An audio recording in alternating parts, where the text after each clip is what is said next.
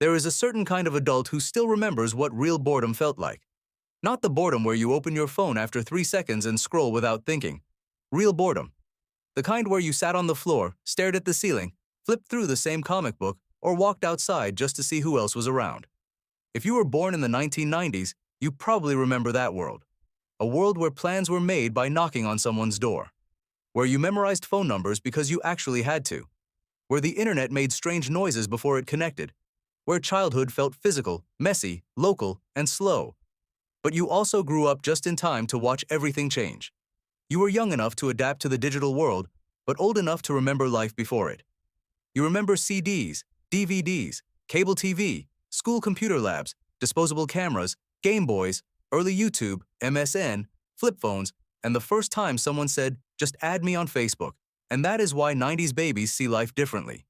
They are not just nostalgic. They are not stuck in the past. They grew up standing between two versions of reality. One where life happened mostly offline, and one where everything slowly moved onto a screen. And when your childhood is split between two worlds, your mind learns to see life in a very specific way. The first thing 90s babies understand differently is time. Today, everything is instant. Entertainment is instant. Answers are instant. Communication is instant. But for many 90s babies, waiting was part of life. You waited for Saturday morning cartoons. You waited for photos to be developed. You waited for someone to call the house phone. You waited for the internet to load, one tiny image at a time. That waiting made experiences feel heavier. When something finally arrived, it mattered more. A new album mattered. A new video game mattered. A trip to Blockbuster mattered. Even a simple text message felt like an event. Now, everything is available all the time. And strangely, that can make everything feel less special. This is one reason many 90s babies feel a quiet sadness they cannot fully explain.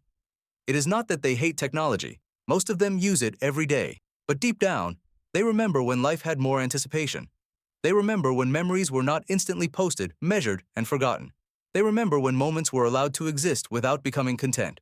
Another reason 90s babies see life differently is that they experienced one of the last versions of private childhood.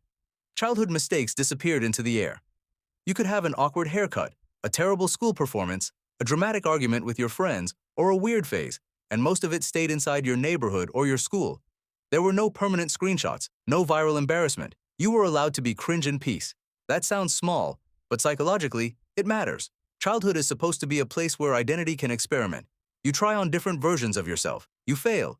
You change your mind. You grow. But just as 90s babies were entering adolescence or adulthood, identity became public. Your profile picture mattered. Your relationship status mattered. Your likes, comments, posts, captions, and online presence became part of how people judged you.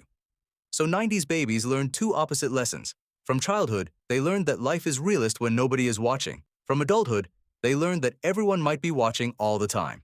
That creates a strange tension. They crave privacy, but also feel pressure to be visible. They want real connection, but know how to perform online. They miss being unreachable, but still check their phone constantly. And maybe that is why so many 90s babies have a complicated relationship with success. They grew up hearing one version of the future.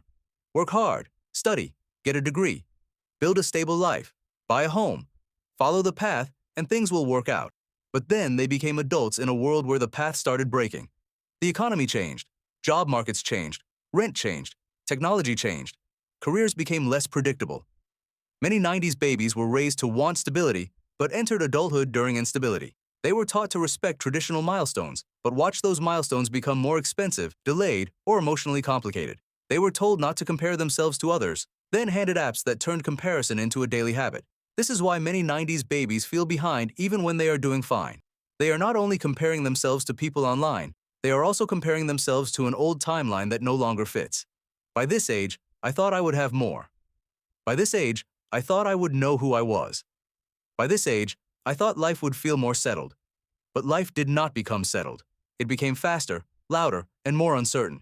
Because 90s babies remember a slower world, modern adulthood can feel especially exhausting. They are not lazy. They are overloaded. They are carrying memories from a world where people had fewer windows open in their minds.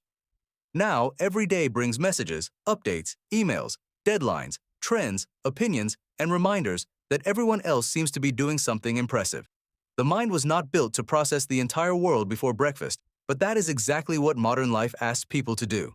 90s babies are old enough to remember when the world felt smaller, and young enough to be trapped inside the bigger one. That is one of the reasons they often feel mentally split. Part of them wants simplicity, a quiet home, a few close friends, a slower routine, a life that feels real. But another part of them is ambitious, online, informed, adaptable, and aware of every opportunity they might miss. They want peace, but they do not want to fall behind. They want freedom, but they want security.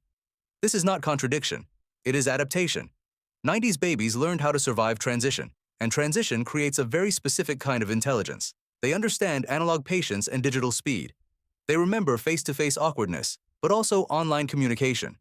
They can read a room, but they can also read a comment section. They know what it means to grow up without constant access, and they know what it means to live with too much access. This makes them emotionally observant in a way that is easy to overlook. They notice when people are performing. They notice when conversations feel shallow. They notice when something is convenient but not meaningful. They notice when connection is real and when it is only being simulated, because they have seen both. Many 90s babies also have a strange emotional attachment to objects from the past. Old phones, old game consoles, old cartoons, old songs, old snacks, old TV commercials, old school supplies, old family photos. To someone else, these things may look like simple nostalgia, but psychologically, they are anchors. They remind 90s babies of a time before life became permanently connected, a time before everything had to be optimized, a time when the future still felt far away. That is why a song from 2003 can hit harder than expected. It is not just the song.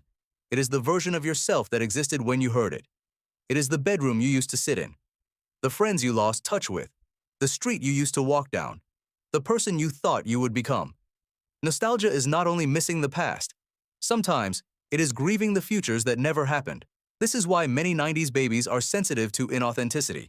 They grew up before personal branding became normal, before everyone was expected to turn their life into a portfolio, before hobbies needed to become side hustles, before every meal, trip, workout, and emotion could be packaged into something for others to react to. So when life feels too polished, too performative, or too algorithmic, something inside them pulls back. They miss the unfiltered parts, the blurry photos, the random hangouts, the long conversations with no screenshots, the small moments that nobody else knew about. And maybe that is also why 90s babies often have a deep fear of wasting their life. They have seen time accelerate. They remember being children in the early 2000s, then suddenly they blinked and the world became unrecognizable. Technology changed, culture changed, dating changed, work changed, communication changed, even the way people relax changed. When you experience that much change in one lifetime, you become aware that nothing stays still. So 90s babies often live with a quiet urgency. They want to enjoy life, but they feel time slipping. They want to build something meaningful, but the rules keep changing. They want to become stable adults, but some part of them still feels like the kid waiting for cartoons on a Saturday morning. And this is why 90s babies often feel misunderstood. Older generations may think they are too dependent on technology, but they remember life without it. Younger generations may see them as outdated, but they helped build the online culture everyone now lives inside. They are blamed for being nostalgic, but their nostalgia is not weakness. It is evidence that they witnessed a rare shift from one kind of human experience to another. They are the bridge generation. They carried backpacks before they carried smartphones. They passed notes before they sent DMs. They looked through encyclopedias before they Googled everything. They made mixtapes before playlists. They knew what it meant to be unreachable before seen receipts made silence personal. That can be painful, but it can also be powerful, because 90s babies have something valuable: perspective. They know convenience is not the same as happiness. They know attention is not the same as love. They know being connected is not the same as being close. They know having endless options is not the same as feeling free. Maybe their role is not to reject the modern world or worship the past, but to remember what should not be lost. To remember that children need boredom, that friendship needs presence, that photos do not always need to be posted, that success should not be measured only by visibility, that a meaningful life does not have to look impressive online. So if you were born in the 1990s and you feel caught between who you were taught to become and who the world now requires you to be, maybe nothing is wrong with you. Maybe you are not behind. Maybe you are not too nostalgic. Maybe your mind is simply carrying two worlds at once. One world taught you how to wait, imagine, play, disappear, and be present. The other taught you how to adapt, connect, build, and move fast. And now, your task is not to choose one over the other. Your task is to take the best parts of both. Because being a 90s baby is not just about remembering old cartoons, old games, old songs, or old technology.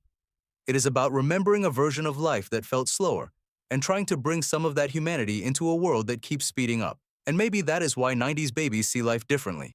They are not living in the past. They are trying to remember what made life feel real.